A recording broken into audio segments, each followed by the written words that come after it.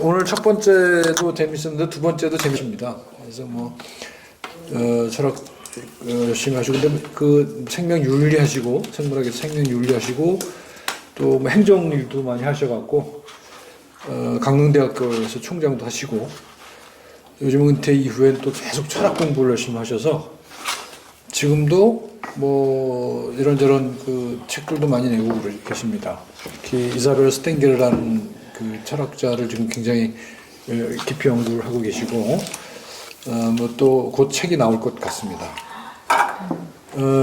저는 저 옛날부터 아주 오래전부터 알고 지냈지만 그 전복 선생님한테 제가 이제 가장 인상을 받은 거는 아마 첫 책일 거예요. 이제 과학자가 이제 책을 썼는데 책 제목이 뭐였는가 하면 수상한 과학이었어요.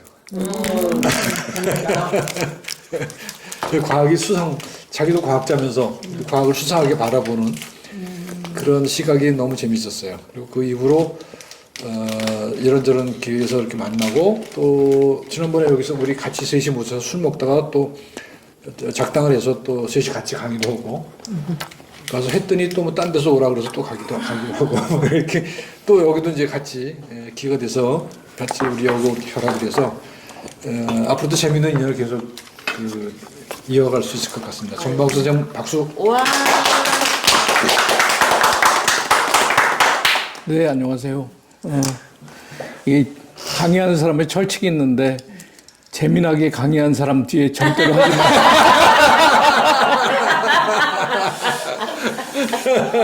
네, 잘못 걸린 것 같습니다. 그게 아까 먼저 하라니까.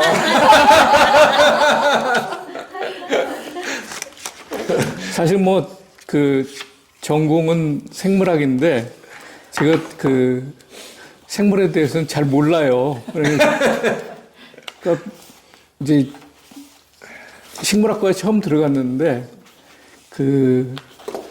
사람들이 그래서 이제 식물학과 다닌다고 그러면 이제 식물에 대해서 물어보잖아요. 그러면 식물 이름 잘 모릅니다.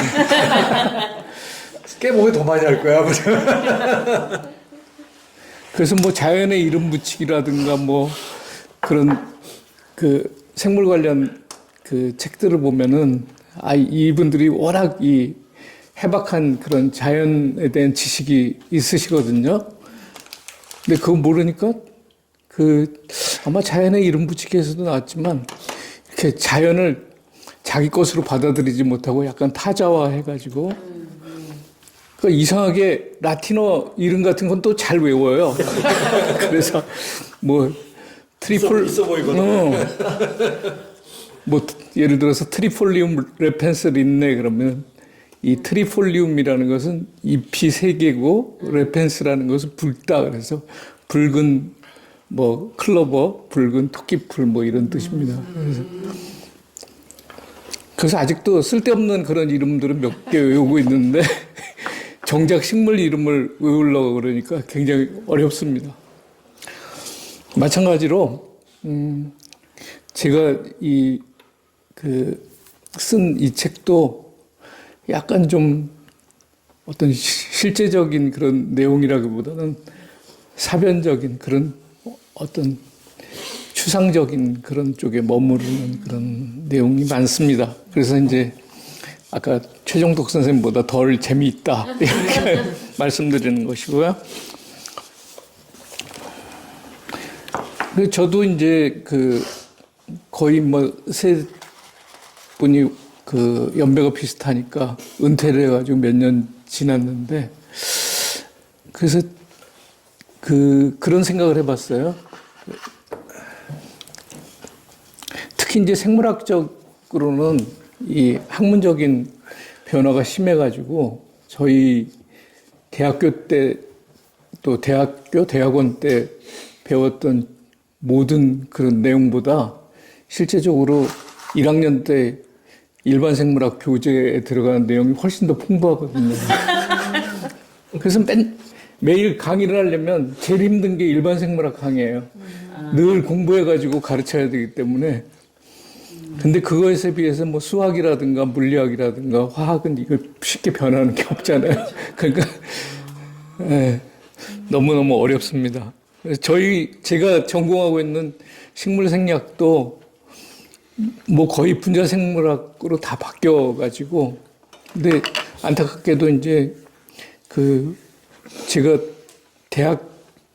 대학원 때 분자생물학 강의를 별로 들어본 적이 없어요. 왜냐면 국내에서도 초창기였기 때문에. 그래서 열심히 그것을 따라잡기 굉장히 어려운데요. 그래서 아마 그런 것들이 여러 가지 이유들이 다 뭉쳐가지고 본래 생물학과는 다른 쪽으로 이렇게 파고들기 아닌가 그런 생각을 하게 됐습니다. 그래서 그 대학 때부터 이렇게 배웠던 내용을 전부 이렇게 되돌이켜 보면은 정보의 양은 굉장히 풍부해졌는데 너무나 이 각 분과마다 그 구분은 뚜렷해진 거예요. 그러니까 예를 들어서 뭐 생물학이라든지 생리학이라든지 분류학이라든지 생태학이라든지 이런 각 분야들이 또 그거 나름대로 풍부하게 이 내용이 방대하게 이렇게 덧붙여지다 보니까 서로 간의 연관이 되게 없는 거예요. 그래서 이 책 서문에서도 썼지만 그 정보량은 많아졌지만 연결은 점점 느슨해졌다. 그래서 이 책에서는 어떻게 그 연결을 새롭게 강화할 것인가 이런 데 대한 목적을 두고 썼습니다. 그래서 서문에는 본래 아주 복잡한 이야기들을 많이 쓰려고 그랬어요. 그러니까 이 대표님이 아주 질색을 하시더라고요. 서문이라도 읽어 이해가 돼야 이걸 살 텐데 서문에 그렇게 자꾸 개념적인 걸 넣으면 어떡하냐. 근데 한 10여 년 전에 이제 빅히스토리라는 것이 되게 유행을 했었거든요. 그래서 인간의 역사를, 그러니까 지금은 어떤 지구의 역사하고 전혀 동떨어지게 바라보는데, 빅뱅에서부터 인간 출현, 인간 발달의 역사, 이런 것들을 전부 묶어가지고 이제 빅히스토리라는 그런 개념이 등장을 했습니다. 근데 저도 이제 그 책을 몇 권 보면서 그런 생각을 했죠. 왜 이게 꼭 인간 중심주의적인 역사 기술로 흘러야 될까? 그래서 그것보다는 빅뱅에서부터 시작해서 생물 전체의 역사, 그런 것들을 다뤄보는 게 중요하지 않을까. 그래서 이제 최근에 나온 어떤 경향이 빅히스토리가 아니라 딥히스토리라는 네, 그런 경향이 등장했고, 또 다른 말로 조금 의미는 좀 다르지만 행성적인 시각으로 역사를 보자, 이런 그러니까 지질학과 생물학이라는 것들을 구분하지 말고 이것들을 서로 환경과, 그러니까 생물이라는 것을 서로 구분하지 말고 이렇게 한꺼번에 바라보자. 그러니까 첫 번째는 인간과 비인간을 구분하지 말고, 두 번째는 생물학의 역사와 지질학의 역사를 구분하지 말자. 이런 식으로 새로운 경향이 이제 등장하게 됐습니다. 근데 실제로 생물학에서 이렇게 이것들을 쉽게 서술한 그런 책들은 별로 많지 않은 것 같아가지고 제 용기를 내가지고 한번 써봤는데요. 그래서 이 책도 역시 1장에서는 빅뱅에서부터 시작을 합니다. 그 13쪽 보시면 이제 차례가 나오는데, 이 차례만 보시면 대강 어떻게 이야기가 흘러가시는지 다 알 수가 있으실 거예요. 그래서 빅뱅 이후에 원소들이 이렇게 점점 복잡하게 만들어지면서 모든 것들을 이루게 되었는데요. 그러니까 사실은 지금 어떤 우주를 이루고 있는 그런 행성이라든가 항성이라든가 이것 이외에 우리 몸을 이루고 있는 그 생물체도 최초의 빅뱅의 잔해물이다, 빅뱅의 먼지다 이렇게 볼 수가 있죠. 그래서 19쪽에 보시면은 이거 교재를 갖고 하니까 공부하는 것 같네요.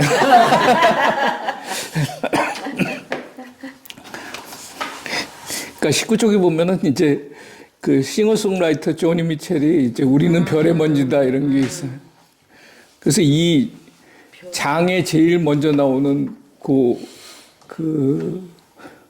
글을 짤막한 글을 제사라고 한다고 합니다. 그러니까 그 제사들이 각 장마다 이렇게 붙어 있어요. 그래서 그 제사들을 보면은 전체 내용이 어떻게 다 흘러갈 건가 그런 것들을 아실 수가 있습니다.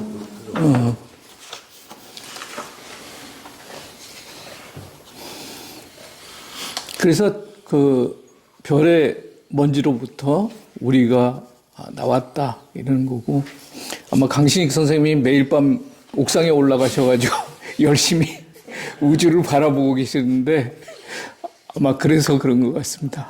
나의 형제들은 어디 있을까? 나도 별인 줄 알았는데 벌레였어. 그렇죠. 어디 나오는 거지? 개똥벌레? 반딧불인가?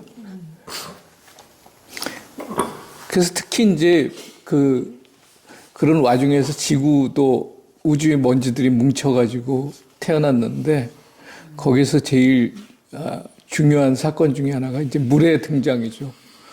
그러니까 우리가 우주선을 보내서 생명의 흔적을 찾으려고 할 때 제일 먼저 이제 찾는 게 물이 존재하느냐 아니냐 그런 거거든요. 그래서 뭐 예를 들어서 화성과 같은 데도 물의 흔적이 있었다 그러면 예전엔 뭐 생명이 있었을 거야 뭐 그런 것들을 찾아보자 막 이렇게 열심히 하는 것들을 보실 수가 있습니다. 근데 물이라는 게 이제 굉장히 독특한 그런 녀석이죠. 뭐 이 조석 간만의 차이에 의해서 철석이기도 하고 또 여러 가지 뭐 물질들을 용해시키기도 하고 그러면서 굉장히 다양한 그런 역할을 할 수가 있는데요. 그런 다양한 역할은 이제 3장에서 나오게 됩니다. 근데 3장 가시기 전에 2장 제가 제일 재밌게 쓰려고 노력을 했는데 아마 상당히 어려우게 쓰여졌다고 이야기를 하는데 이 두 플라스크 이야기라는 그런 부제로 들어가 있는데요. 원래 그 찰스 디킨스의 그 두 도시 이야기에서 제가 요 아이디어를 얻어가지고 두 플라스크 이야기로 이렇게 제목을 잡았었는데 생물학 역사상 가장 유명했던 그러는 플라스크의 두 가지가 있어요. 하나는 파스텔의 플라스크고 하나는 스탠리 밀러의 플라스크입니다. 그래서 파스텔의 플라스크에서는 생명은 결코 무생물로부터 시작될 수 없다. 이걸 증명한 그런 플라스크고요. 그 플라스크는 이제 그 어떤 거의 목 같은 이런 구조를 갖고 있어요. 그래서 수프 안에다 수프를 넣고 끓이면 이게 그 복잡한 입구로 미생물들이 들어올 수가 없기 때문에 썩지 않고 존재할 수 있다. 저는 못 가봤는데 파스텔의 연구소 가본 분들은 아직까지 그 수프가 썩지 않고 있는 그런 플라스크를 볼 수 있다고 합니다. 근데 이제 스탠리 밀러라는 그 1953년도에 대학원생이었던 그런 학생이 그런 생각을 했어요. 이 생명이라는 것은 물론 현재는 그렇게 무생물로부터 생겨날 수는 없지만 태초에는 아마 무생물로부터 생물이 진화했을 것이다. 이런 생각을 하게 됐고요. 약간 그 이 파스텔의 플라스크를 변형시켜 가지고 생명체를 이루는 그런 유기분자들이 이런 플라스크로부터 생겨날 수 있다라는 것들을 이제 증명을 했습니다.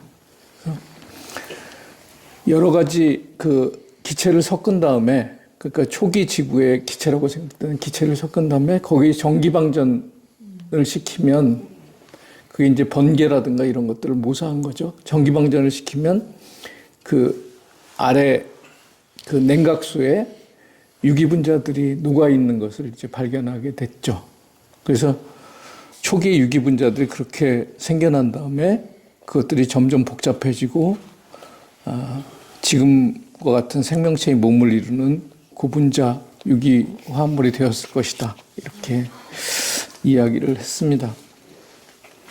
그래서 어떻게 보면 이 파스텔의 플라스크라는 것은 생명이 발생할 수 있는 그런 미래라는 것을 차단한 그런 플라스크였는데 밀러의 플라스크는 그것을 새롭게 연 그런 플라스크다.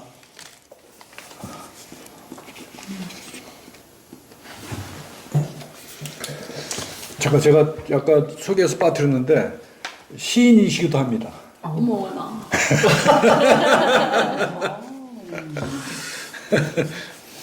그래서 뭐 이 책이 나온 다음에 여러 가지 평가를 받았는데요. 첫 번째는 책이 표지가 멋있다. 주머니에 넣고 다니기 좋다. 이 크기도 아주. 뭐 이런 이야기도 했었고, 그러니까 뭐 이 내용하고는 상관없는 건데, 두 번째는 뭔지 모르지만 글이 멋있다, 글이 아름답다, 뭐 이런 얘기는 들었습니다. 이게 과학자가 이렇게 글을 시인이라니까 이해가 되죠? 네, 이제 알고 보니까. 시인이 못 돼가지고 할 수 없이 과학자. 아니 제가 그 대학 다닐 때 그 전국에서 이제 시로 몇 번 당선된 적이 있거든요. 근데 선생님들이 그 주변 선생님들이 항상 하시는 말씀이 너 진짜 시 쓰지 마라, 시 쓰지 마라 이런 얘기를 했어요. 근데 대놓고. 왜요? 왜 쓰지 말라 그러셨대요? 아니 과학을 시처럼 하니까 제발 그렇게는 하지 말아요. 좀 엄밀하고 뭐 이래야 되는데. 그래서 지금은 이제 그게 장점이죠 이제는. 왜 과학이 시가 되면 안 되지? 뭐 왜 이런 과학은 없는 거지? 뭐 이런 생각을 했습니다. 맞아. 근데 그렇게 지적하시는 분이 또 강의는 시처럼 하시더라고요. 그래서 알아듣기가 되게 어려웠습니다.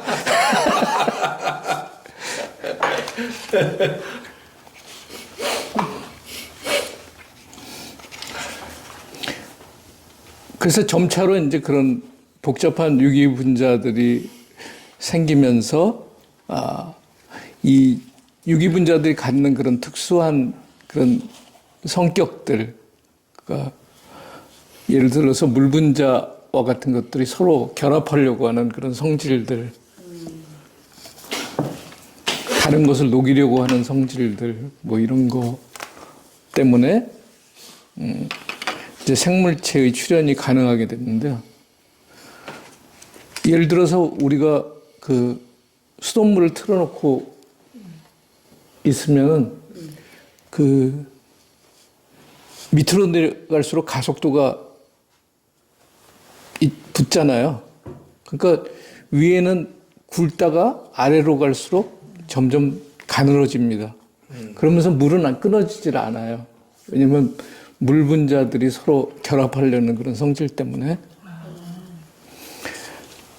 그리고 이 책에서는 뭐 자세하게 다루지는 못했지만 왜 고양이 같은 그 동물들이 물을 먹을 때 혀로 이렇게 끌어올려서 먹잖아요.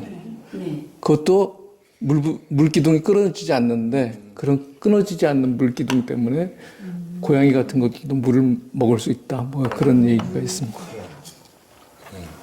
그게 장력인가요? 네? 장력? 우리가 아는 장력. 그렇죠. 그리고 식물 같은 것도 실제로는 뿌리에서 물을 밀어 올려 가지고 이렇게 물기둥이 형성되는 게 아니라 잎의 표면에서 증발이 되면서 거기에서 강한 음해 압력이 생겨 가지고 이 뿌리까지 이어지는 그런 물기둥이 만들어지는 겁니다. 그래서 100m 정도 그 커다란 식물들도 있잖아요. 네. 그러니까 위에서 물이 빠지면서 그거를 밑에서 끌어올리는 거예요. 네네. 그래서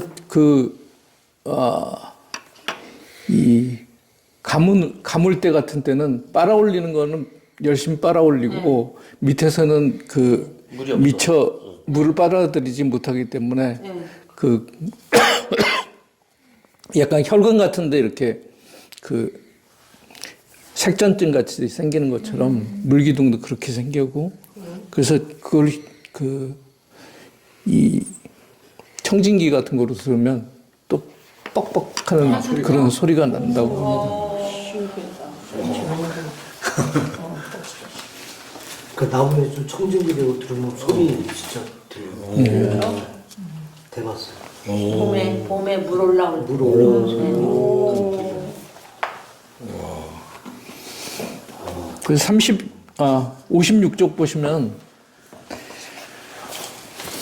강신익 선생님의 선배님이시기도 한 김한석 교수님 얘기도 나오는데 그 물은 어떤 행위성을 갖는 그런 존재다. 그러니까 이게 뭐 물기둥이 끊어지지 않으려고 하는 그런 것들, 이런 것들이 다 행위성의 일종으로 본다는 거죠.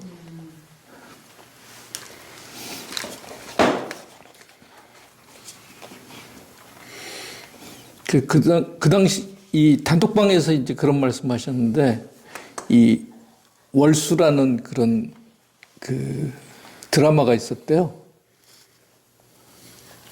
고요의 바다라는 드라마가 있었는데 거기서 이제 월수라는 것이 나왔는데 그것을 물의 행위성을 가장 잘 나타내는 그런 특성으로 볼 수 있다. 넷플릭스 드라마 이거 봐야겠어. 이거 흥행이 실패하는 거 아니에요? 네, 별로 흥행은 잘 안 됐죠. 그래서 안 보고 있는데 봐야겠네. 그래서 58쪽 이후에 보시면 뭐 극성결합이라든가 응집이라든가 온도 조절, 기화 냉각, 뭐 얼음의 부력, 그러니까 얼음 같은 것도 이제 그 대부분의 그 액체들은 얼면은 이제 그 중력이 더 무거워져 가지고 밑에 가라앉는데 물은 이게 되죠. 뜨게 돼요. 그러니까 얼어 있을 때보다 액체로 있을 때 그 비중이 더 낮습니다. 그러니까 물에 뜨게 되고 그래서 그 밑에는 생태계가 안전하게 보호가 되는 거죠. 이게 밑에서부터 차곡차곡 얼어버리면 아마 다 얼어붙어 버리고 막. 걸려야겠다. 그렇게 생각 못 해봤는데. 그러네. 생태계를 되게 단열막이라는 것은. 그래서 어떻게 보면은 가장 간단한 분자적인 그 성질과 더불어서 생태계 전반까지 이 물이라는 게 굉장한 역할을 하고 있는 거죠. 진짜 유물이네. 그다음에 이제 그 기름은 물과 섞이질 않잖아요. 네. 근데 비누를 넣으면 이제 섞인단 말이에요. 그건 비누가 이제 한편으로는 지질과 결합할 수 있는 특성을 갖고 있고 한편으로는 물과 결합할 수 있는 특성을 가지기 때문에 그걸 골고루 분산시켜서 그런 거거든요. 그래서 그 지질 분자도 대충 그런 그 성질을 가지고 있어요. 그러니까 물과 친한 부분과 물과 친하지 않은 부분. 그래서 넣으면 이제 이 막을 형성을 해요. 그러니까 바깥쪽은 물과 친한 부분들이 이렇게 배열하게 되고 그렇지만 물에 쉽게 녹지는 않죠. 안쪽은 물과 덜 친한 부분 이렇게 해서 그 어떤 공간을 형성해 주는데 그 공간 자체가 생명이 살 수 있는 그 가능성을 만들어 주는 거죠. 그러니까 제가 코로나19 바이러스와 관련해서 이제 mRNA와 관련된 책을 한 권 썼는데 그 헝가리의 과학자 그 카린코라는 그런 분이 mRNA 백신을 처음 만든 모더나 같은 게 mRNA 백신입니다. 그래서 그 어떤 특징을 갖고 있냐면 본래는 이제 단백질 분자 같은 것들이 어떤 그 항원의 역할을 하게 돼서 항체를 만들어서 이제 면역 반응이 발생이 되는 거잖아요. 근데 이거는 항원인 단백질을 미리 만들지 않고, 왜냐면 그것도 만들려면 시간이 굉장히 걸리고 그 항원 단백질을 아주 그 순수하게 분리하는데도 굉장한 공정이 듭니다. 그러니까 이 사람은 어떤 생각을 했냐면 그 항원 단백질을 만드는 mRNA를 넣어가지고 생물체에서 그걸 스스로 만들 수 있게 그렇게 한 거죠. 근데 난점은 뭐였냐면 그 mRNA를 넣어가지고 그 쥐를 가지고 실험해 보니까 이 쥐에 염증 같은 게 너무 많이 생겨가지고 mRNA가 제대로 작동을 하지 못하는 거예요. 그래서 왜 그럴까 이렇게 많이 생각을 했었는데, 그래서 생체에도 이제 mRNA가 있잖아요. 생체에 있는 mRNA, 뭐 tRNA 같은 RNA 그룹하고 자신들이 만든 그룹을 비교해 봤어요. 그랬더니 그 생체 내에 있는 RNA들은 약간 변형이 된 거예요. 그 구조적으로. 그래서 자기가 만든 이 백신에 사용할 mRNA를 구조 변경을 해가지고 집어넣었더니 다행히 그런 게 없었어요. 부작용이. 그러면 이 mRNA를 그 세포 속으로 집어넣어야지 그 안에서 뭐 저 단백질을 만들 거 아니에요. 근데 안 들어가요. 왜냐면 세포막도 겉표면이 그 마이너스 차지를 띠고 있고 mRNA도 마이너스 차지를 띠고 있기 때문에 서로 충돌해가지고 들어가질 않아요. 그래서 어떻게 이걸 만들까 생각을 했는데 우리가 비눗방울 불다 보면 비눗방울끼리 서로 이렇게 뭉쳐가지고 한 개의 커다란 비눗방울을 만들잖아요. 그런 것처럼 이 어떤 지질 분자 속에다 이 mRNA를 넣어가지고 세포막과 융합을 시켜서 그 안쪽으로 이 mRNA가 들어가게 만든 거예요. 그래서 이제 그것들이 다 그 지질 분자의 그 어떤 친수성, 그 다음에 물과 덜 친한 성질을 소수성이라고 그러는데 그 친수성과 소수성을 이용해서 이제 그런 그 작용을 하게 만든 것인데, 초기 그 세포가 태어났을 때, 원시 세포가 태어났을 때도 역시 그런 작용이 있었다는 거죠. 그러니까 이 코로나19 바이러스는 이제 그 RNA를 그 유전 정보로 갖고 있는 바이러스잖아요. 그러니까 보통의 생물들은 전부 DNA를 유전 정보로 갖고 있는데 이 코로나19 바이러스와 같은 것들은 RNA를 유전 정보로 갖고 있단 말이에요. 근데 RNA를 갖고 있을 때의 장점은 뭐냐면 DNA처럼 이렇게 길게 합성을 하지 않아도 돼요. 아주 짧은 합성으로만 가능하고, 또 RNA 자체가 촉매 기능을 가질 수가 있어요. 그러니까 자기와 똑같은 것을 복제할 수 있는 그런, 복제하는데 촉매 기능을 할 수 있거든요. 그래서 이제 초기의 세포들이 바로 그런 그 수용액과 지질 사이에 그 상호작용에 의해서 만들어진 그런 비눗방울 같은 것 속에 RNA가 들어가지고 자기를 그 복제할 수 있는 분자들이 처음으로 생겨난 거다, 이렇게 생각을 하는 거죠. 물론 뭐 직접적인 그 증거는 없지만 이제 그렇게 이제 추론을 하는 것이고 나중에 이런 원시 세포들은 DNA나 단백질을 갖는 그러니까 DNA가 복제 역할을 담당하고 단백질이 촉매 역할을 담당하게 그렇게 분화되었을 것이다 이렇게 생각을 하는 것이죠.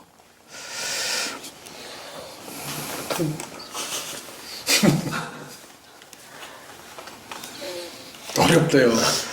네. 그런 원리를 이용해서 백신을 만들었다. 그런 말씀이죠. 지금 말씀도 말씀이지만 이 책을 보니까 뭐 51쪽에 뭐 친수성, 소수성 설명하실 때 친수성, 소수성 옆에다가 줄 긋고서는 경계와 구조를 세우는 대화 이런 식으로 예, 풀어주시니까 예, 좀 읽겠어요. 예, 재밌네요.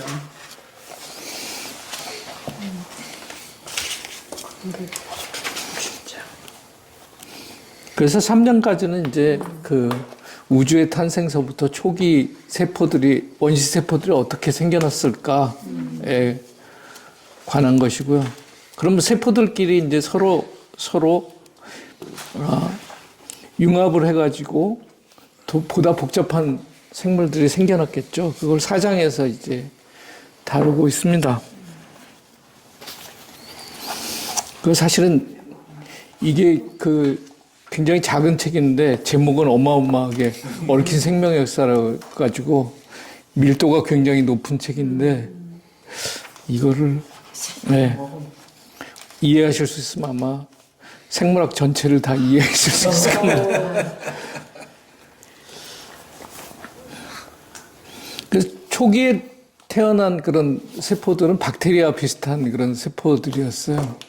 근데 지금 우리가 가지고 있는 세포들, 또 식물이 가지고 있는 세포들 보면은 박테리아 세포하고는 약간 좀 달라요. 왜냐면 박테리아 세포는 안에 핵의 성분이 뚜렷하게 구별되지 않고 있고요. 막 퍼져 있고요. 그 다음에, 그 안에 세포 소기관 같은 것도 없어요. 미토콘드리아라든가 뭐 엽록체 이런 것도 없는데 그런 것들은 어떻게 생겨났을까? 이런 의문을 가질만 하죠. 근데 린 마굴리스라는 아주 유명한 여성과학자가 그 이전에 여러 가지 연구 자료를 종합해가지고 이게 여러 번 그 세포와 세포의 융합을 거쳐가지고 그런 진핵세포, 그러니까 우리 동식물이 가지고 있는 진핵세포와 같은 것들이 만들어졌을 것이다. 이런 그 가설을 세우게 됐죠.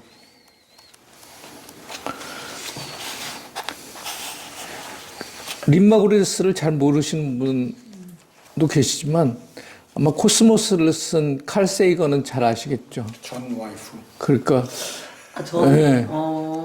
마굴리스하고 칼 세이건하고 아주 굉장히 어린 나이에 결혼했어요. 거의 엄마 아버지의 그 반대를 무릅쓰고서 거의 성년이 되자마자 막 결혼을 했는데 결국은 오래오래 지나가지고 이제 그 결혼 생활이 파탄이 났는데 그러니까 어디서 들어봤나 그랬더니 칼세이건이 그 책 서문에다가 누구랑 만나서 사는 게 자기 평생의 행운이었다 그랬어. 그게 마구리스였나? 마블리스트. 그리고 그 아들하고도 많이 도리안 세이건?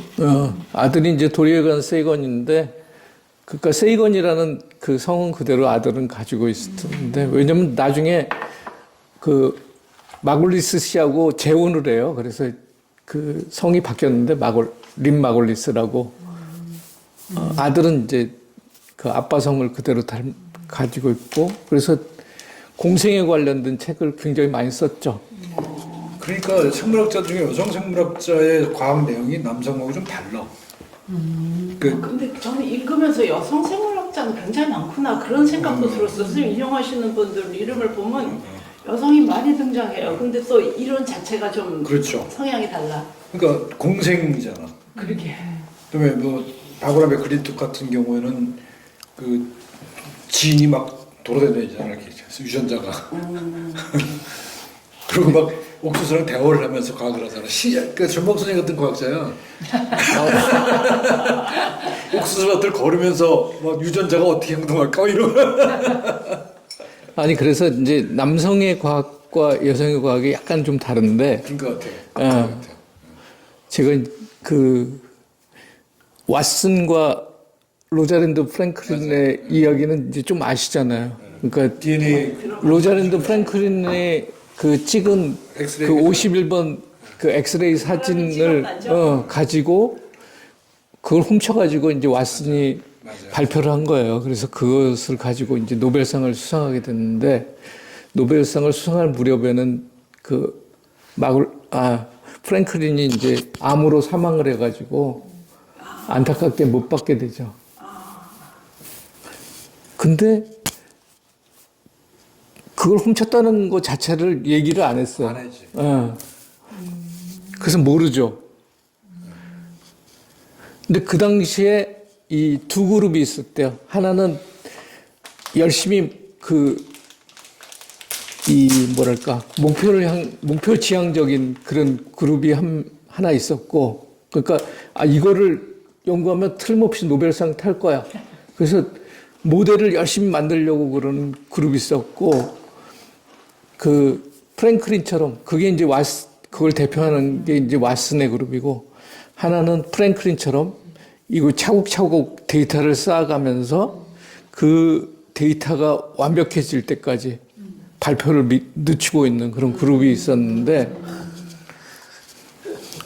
제가 이제 관심을 가지고 있는 그 철학자 중에 아까도 말씀하셨지만 이자벨 스텐게르스라는 그 분이 그 느린 과학과 빠른 과학이라는 그런 개념을 세워요. 그래서 여태까지는 남성과학, 여성과학 뭐 이런 식으로 대비시켜가지고 책을 쓴 사람 많았는데 이자벨 스팅게스의 그 느린 과학과 빠른 과학을 프랭클린과 이 왓슨의 과학에다 대입시켜가지고 한번 써봐야 되겠다. 그런 생각을 하고 있죠. 근데 하여튼 그러니까 빠른 과학을 하려고 하는 사람들은 목표 지향적이기 때문에 이게 수단이 뭐 아무리 비윤리적이건 뭐건 일단 달려가는 거고, 그래서 그 당시에는 이제 당대 평가는 받았지만 지금에 와서는 이제 오히려 프랭클린이 옳았다라고 하면서 그 왓슨이 그 다음에 이제 굉장히 종족 차별적이고 성차별적인 그런 언행들을 많이 합니다. 그래서 공식 직함 같은 것도 다 박탈당했는데, 그래서 한 번은 자기가 받은 그 노벨 그 메달을 팔죠. 그때 누가 그걸 사가지고 다시 그냥 왓슨한테 되돌려줬습니다. 뭐 그런 일도 있었는데, 그만큼 이제 공직에서 다 추방하고 그러는데, 오히려 지금은 프랭클린을 기념하는 그런 도로 이름도 있고, 뭐 건물 이름도 있고, 뭐, 약간 선양 사업이 잘 되고 있습니다. 그래서 여성 과학과 남성 과학은 좀 다르고, 그것들을 그 느린 과학과 빠른 과학이라는 그런 측면에서 좀 볼 수 없을까라고 최근에 생각을 하게 됐습니다. 그래서 처음에 이제 마굴리스가 그런 그 가설을 내놨어요. 여러 세포의 융합으로, 여러 박테리아 세포의 융합으로 진핵세포라는 것들이 생겼다. 이렇게 했을 때는 엄청나게 이렇게 공격을 많이 받았는데, 나중에 그 분자생물학이 발전하면서 그 미토콘드리아라든가 그 엽록체와 같은 그런 세포 소기관들이 어떤 박테리아로부터 진화했다, 이런 것의 연관성이 나중에 밝혀지게 됩니다. 그래서 이제 결국은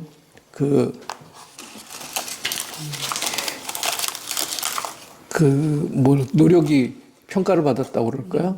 근데 안타깝게 또 마글리스는 노벨상은 받지는 못했어요.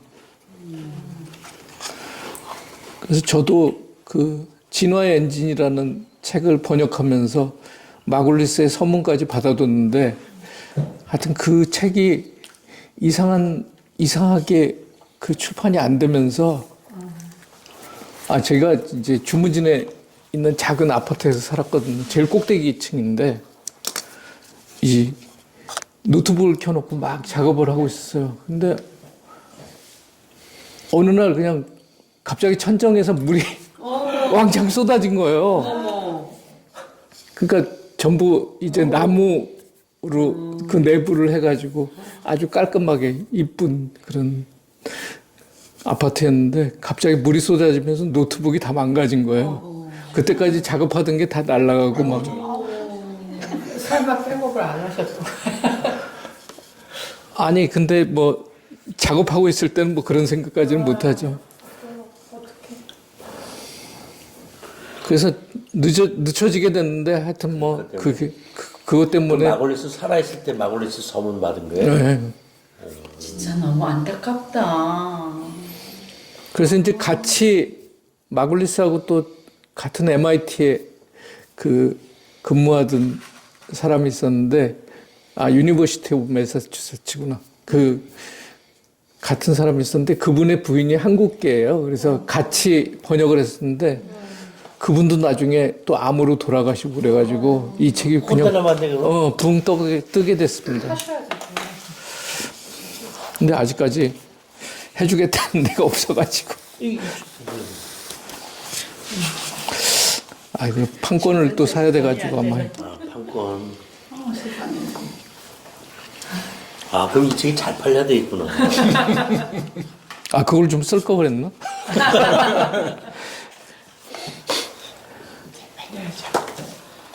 그래서 결국은 이때서부터 이제 그런 생각이 트게 된 겁니다. 이 생물이라는 것이 발전하게 된 것은 여러 생물체의 그 간의 경쟁이 아니라 공생에 의해서 비롯될 수도 있다라고 하면서 여태까지 수직적으로만 뻗어나가던 그런 생명의 개통수 사이에 이렇게 열리지 같은 것들이 서로 연결이 되면서 새로운 종이 발생할 수 있구나 이런 것들을 알 수가 있게 된 거죠.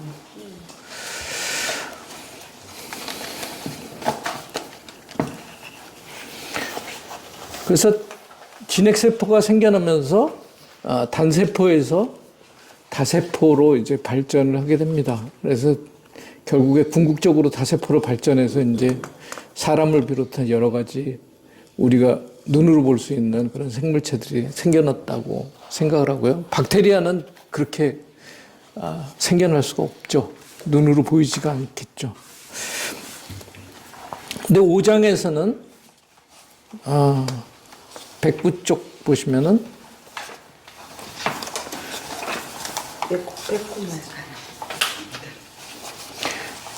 이것도 제가 번역한 책에서 나온 건데 공생 그 아름다운 공존이라는 책이 있는데 곰팡이의 사전에 외로움이란 없다.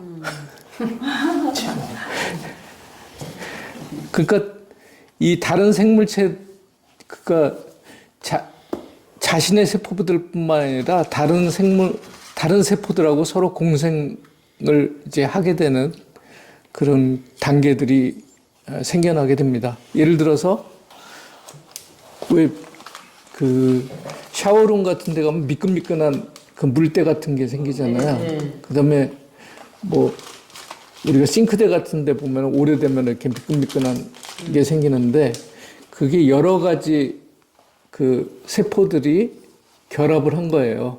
그 박테리아에다 뭐 원생 생물에다가 뭐 곰팡이에다 그런 여러 가지 것들이 됐는데 그게 마치 한 개의 커다란 생물체처럼 제일 바깥쪽은 뭐 보호해주는 역할을 하고 안쪽에선 서로 물질을 이동시켜주는 역할을 하고 이렇게 해서 점점 분화가 일어나게 됩니다.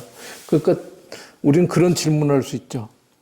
야, 그럼 도대체 이게 새로운 생물체인가? 그러지 않으면 요 한 개 한 개가 생명체인데 이게 어쩌다 우연히 그렇게 된 건가? 근데 이게 그 분열을 해가지고 또 비슷한 그런 그 어떤 복합체를 형성하게 되는데 그걸 이제 바이오필름 생물막이라고 이야기를 합니다. 그래서 우리가 가장 간단하게 볼 수 있는 것은 이제 치석과 같은 거.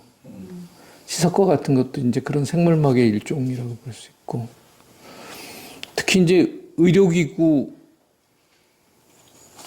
표면에 그런 뭐 생물막이 형성되면 이게 치명적일 수가 있대요. 그래서 그런 것들. 근데 아까도 말씀드렸지만 뭐 샤워룸이라든가 뭐 싱크대라든가 그런 것들에 생물막이 형성되는 것들을 볼 수가 있죠. 전직 치과의사로서 한마디 또 해야 되는데 치석 그다음에 플라그라고 그러죠. 치면 세균막이라고 그래. 그게 바이오필름이잖아요. 그 지금 말씀하신 그거거든요. 근데 치석 말고 치면 세균막 플라그라고 그러죠. 플라그. 우리 플라그 많이 근데 얘기하잖아요. 그게 이제 바이오필름이란 말이에요. 그러니까 단일 종의 그 세균이 아니란 말이에요. 미생물이 아니란 말이에요.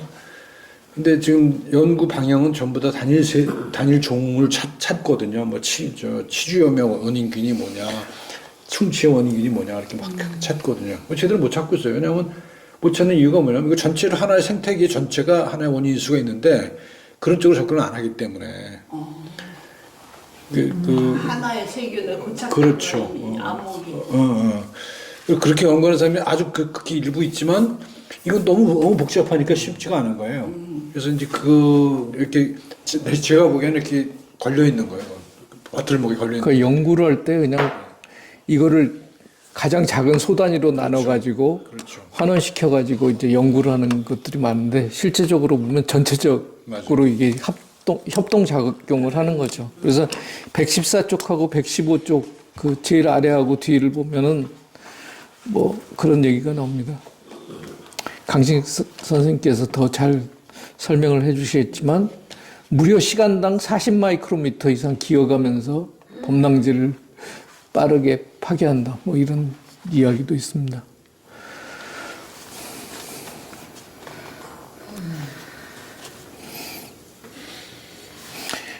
그다음 116쪽 보면 이제 초유기체라고 나오는데 개미, 벌, 흰개미 이런 것들은 각각 그 개체마다 이 어떤 특징들이 있잖아요. 어떤 것은 열심히 지키고, 어떤 것은 열심히 일하고, 어떤 것은 알을 낳고. 근데 이것들을 하나하나를 진짜 개체로 볼 수 있냐? 아니면 전체를 하나의 개체로 봐야 되냐? 개미들의 군집을. 네. 그래서 이제 초유기체라고 하는데 이 초유기체도 결국은 그 여왕개미와 같은 것이 핵의 역할을 하고 이 여왕개미가 없으면 나머지 것들은 다 분산이 돼서 다 죽잖아요.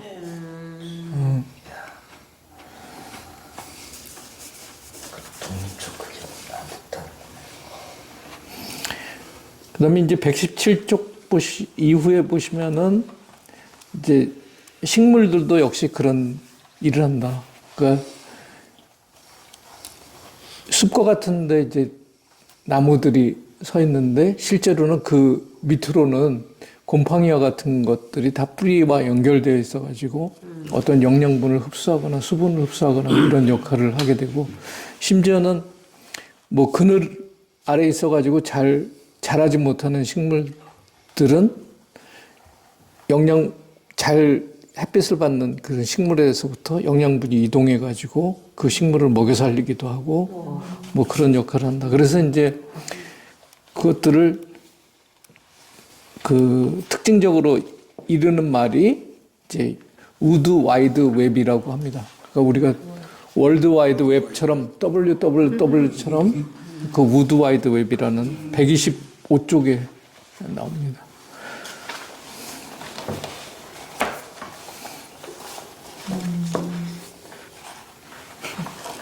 그 124쪽 보면 이제 몬타나 원시림에서 측정을 해보니까 균사가 15만 제곱미터고 무게가 100톤이나 나갔다 뭐 이런 얘기도 있고요.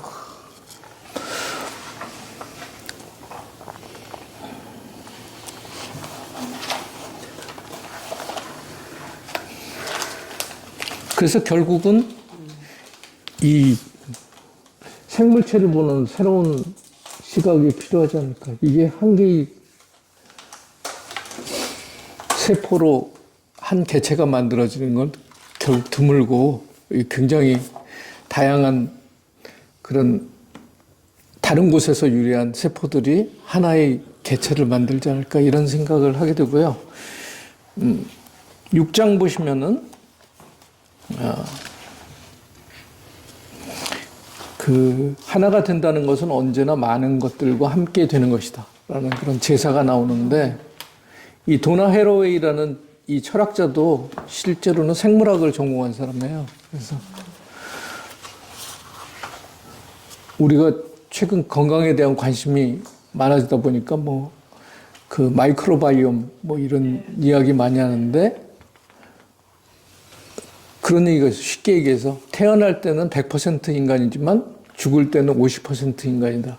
그러니까 나머지 50%에 해당하는 세포의 개수는 전부 박테리아에서부터 유래한다는 거죠. 그러니까 죽을 때는 사람의 세포수와 박테리아의 세포수가 같다라는 거죠. 장내 유산균 뭐 이런 거 다 하는 거예요. 네네. 그래서 저는 뭐 별로 그런 생각 없이 썼는데 이런 시각으로 또 보시는 분들도 많더라고요.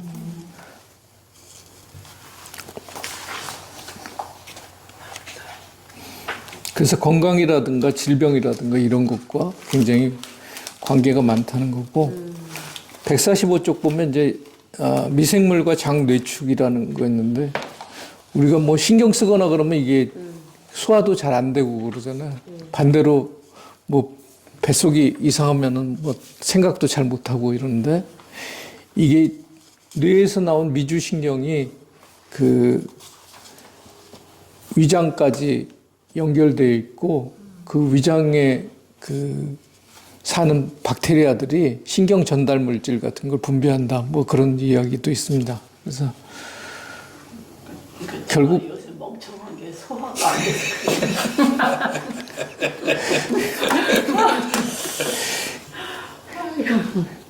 그래서 위는 뭐 제2의 뇌다. 뭐 이런 얘기도 있고요.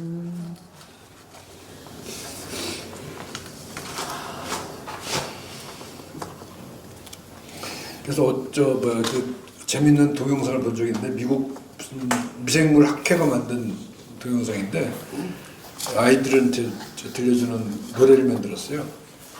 그래서 뭐라 그러냐면 그 마이크로바이옴, 뭐 마이 프렌드 뭐 이런 가사야. 미생물은 내 친구 이런 가사로. 그래서 그 미생물 학회가 하니까 또 신뢰가 되잖아. 세상에 애들은 그런 걸로 그다음에 이제 제왕절개 해서 태어난 아이하고 정상적으로 산도를 통과해서 태어난 아기의 마이크로바이옴이 다르다. 그리고 그게 후대의 건강에 영향을 미친다. 뭐 이런 얘기도 있고요. 예전에는 막 어렸을 때 흙 먹고 자랐잖아요. 뭐 놀다가 막 자연의 흙과 같은 것도 접촉이 잘 되는데 너무 깨끗하게 하면은 애들 안 된다. 비만과 관련해서도 되잖아. 그래서 비만이 그 장내세균에 의한 것이라는 설이 강력하고 있죠. 그래서 그 비만하지 않은 사람 똥을 먹는 경우도 있어요. 그 장내 세균 때문에 그래서 그 상당히 효과 있대요.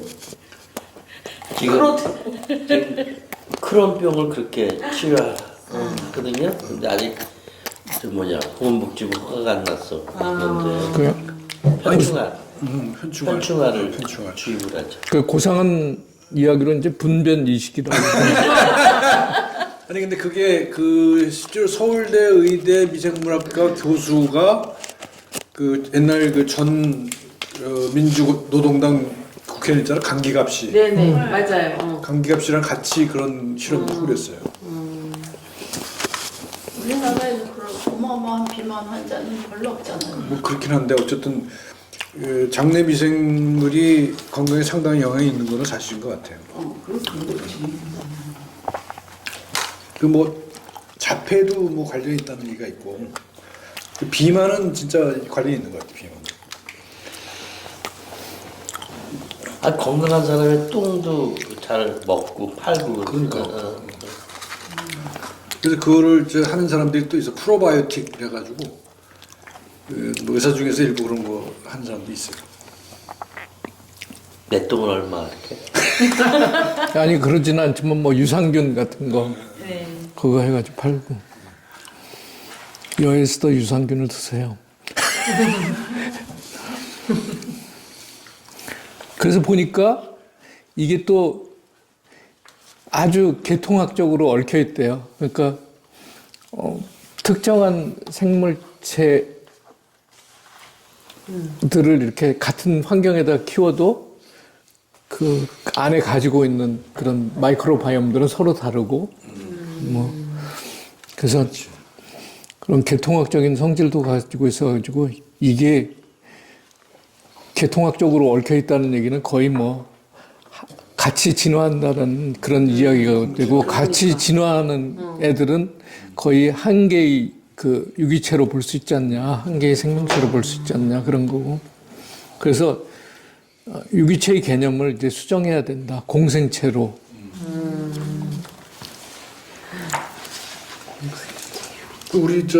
우리 마우스 맨날 하는 거잖아. 우리 깨몽이 맨날 하는 게 그거잖아.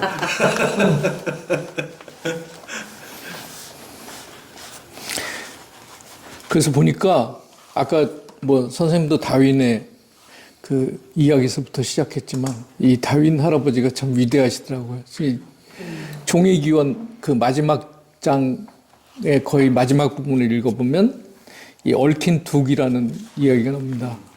7장 165쪽 보시면은 얽힌 두. 갖가지 식물들이 뒤덮고 덤불 위에서는 새들이 노래하며 여러 곤충이 이리저리 날아다니고 축축한 흙 속으로는 벌레들이 기어가는 얽힌 둑을 바라보는 일은 흥미롭다. 너무 멋있어요. 그러니까. 우리 어울렁 더울렁 언덕에서 오고 가는 깨몽네 부부가 아름다워.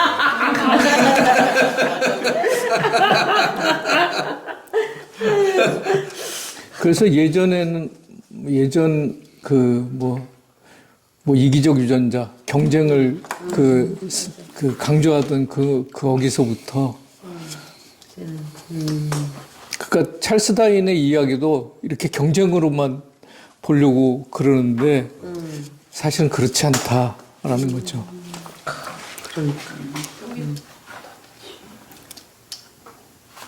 항상 저 대가들은 이후에 그 왜곡이 많이 되죠. 대가들은 또 그런 것 같아요. 이렇게도 해석될 수 있고 저렇게도 해석될 수 있는 문구를 남기는 것 같아요. 이것처럼 그렇죠. 선생님 다윈 어디 인용 하나 더 하신 데가 있는데 그것도 그래서 191쪽 보시면은 그 에나칭이라는 사람이 쓴 세계 끝의 버섯이라는 이걸 제가 직접 찾은 건 아니고 이 에나칭의 세계 끝의 버섯에서 찾았는데 다윈의 얽힌 둑 가설은 우리가 익히 알고 있다고 생각한 생물학을 뒤집는다고 말한다. 얽힘은 범주를 부수고 정체성을 뒤집는다. 그러니까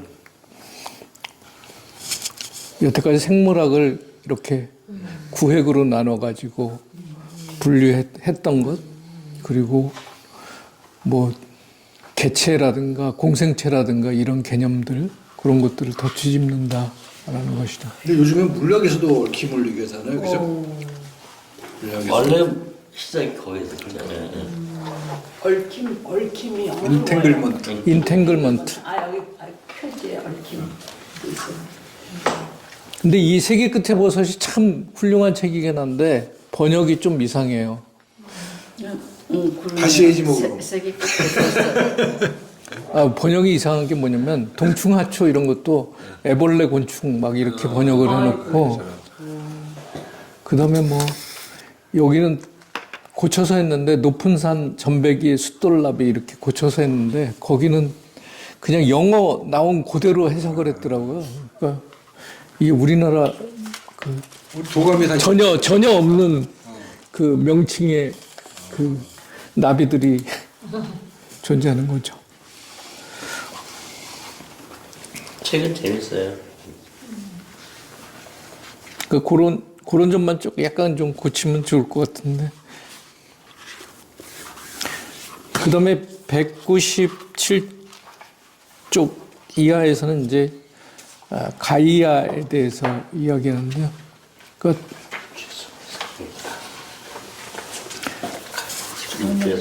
가이아라는 건 이제 그 지구를 보면은 생명이 살지 않는 다른 행성하고는 약간 다른 특징을 보이잖아요. 뭐 예를 들어서 산소의 농도, 뭐 기체의 농도가 일정하게 유지된다든지 이런 특징을 갖는데, 그다음에 온도도 거의 일정하고. 그런데 다른 행성은 그렇지 않거든요. 그래서 결국은 이 생물이 살아가는 것은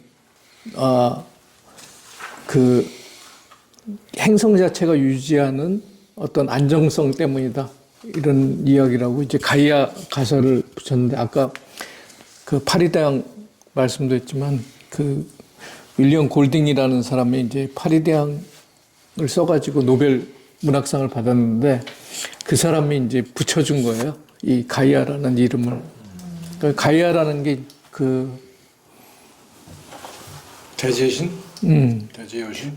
그리스 신화에 나오는 대지의 여신인데, 그래서 처음엔 이제 오해도 많았어요. 야, 뭐 가이아가 비과학적인 이야기 아니냐. 또 생물체라고, 가이아를 생물체라고까지 얘기하니까 가이아는 생물체가 될 수가 없다라고 하는데, 이 초기의 주창자인 제임스 러브록의 림 마골리스가 가세를 합니다. 아까 그러면서 이 가이아설을 더 탄탄하게 만들었죠. 지구의 어떤 항상성이 유지되는 것은 지구 표면에 살고 있는 미생물, 세균, 박테리아 때문이다. 이렇게 이야기를 하면서, 이야기를 했죠. 그래서 여태까지는 우리가 그냥 가이아 덕분인지 뭔지 그냥 잘 살아왔어요. 근데 점차로 뭐 이산화탄소의 균형이 깨지면서 뭐 지구 온난화도 되고 이러면서, 야, 이 균형 있는 지구라는 것이 굉장히 중요하구나, 이런 생각을 하게 됐고, 그래서 이자벨 스텐게르스가 평소에는 이제 가이아의 존재를 모르지만 어떤 위기 상황이, 파국적인 상황이었을 때 우리는 가이아를 새롭게 깨닫게 된다. 그래서 침입자 가이아라는 그런 이론을 이제 내세우게 된 거죠.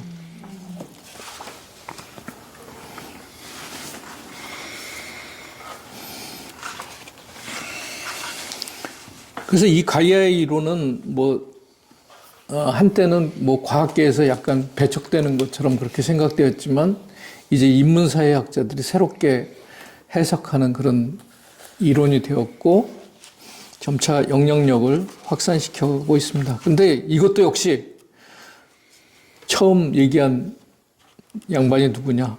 찰스 다윈이었다라는 거죠. 이건 제가 찾아본 건데, 214쪽 보시면은,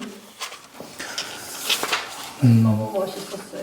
행성의 역사와 생명의 진화를 함께 생각한 최초의 근대학자는 찰스 다윈일 것이다. 그의 종의 기원 마지막 문장을 음미해보자.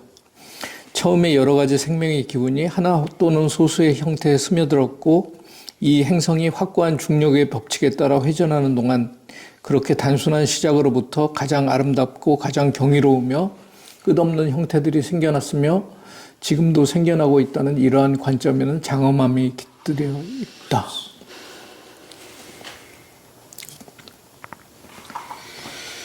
다윈도 시인이네.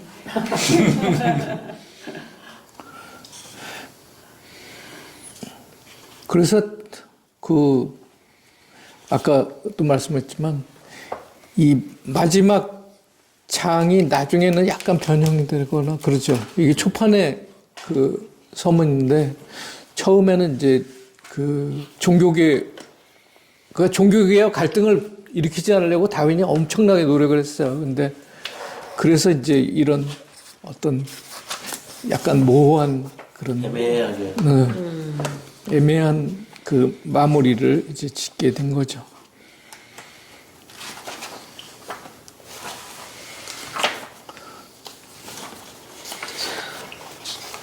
끝에 자기 처가 그 끝에 거 읽을까봐 걱정이 돼. 소심한다 막. 엄청나게 소심한 남자였어. 그래서 제일 마지막 그 문단을 읽어보고 마치겠습니다. 결국 생명은 객체가 아니라 과정이며 그 과정은 언제나 얽힘의 양상으로 나타난다. 생명의 사건들은 고립된 실체로서 존재하지 않고 다른 사건들과의 관계 속에서만 모습을 갖는다. 세포의 대사는 지구화학과 얽히고 한 종의 진화는 다른 종들과의 상호작용 속에서만 가능하다. 화이트헤드가 말했듯이 세계는 사물이 아니라 사건과 경험의 얽힘으로 이루어져 있으며 생명은 이러한 과정들의 합생으로 계속 새롭게 태어난다. 그러니까 일자가 다자에 합쳐서 또 새로운 그 일자가 되고 뭐 계속 그렇게 되는 거죠. 생명은 홀로선 대상이 아니다. 경쟁과 협력, 점진과 도약, 세포와 지구, 개체와 공생체가 서로를 매개하며 끝없이 생성되는 얽힘의 역사 그 자체이다. 네, 감사드립니다.